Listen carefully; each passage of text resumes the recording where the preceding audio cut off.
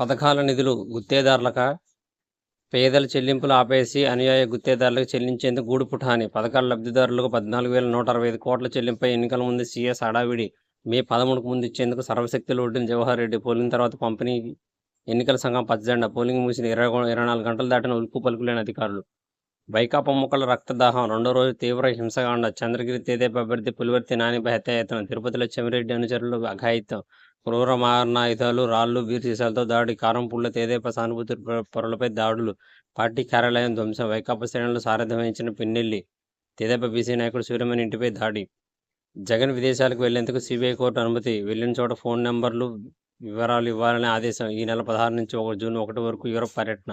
ఓటర్ల కోసం దూసుకెళ్లిన రైలు బండి. రాజధాని Visakha express green channel. Polling 82.37%. 2014తో పోలిస్తే 3.47% అధికం. ఉపాధి కల్పనతోనే అసలైన అభివృద్ధి. దువ్వూడి సుబ్బారావు.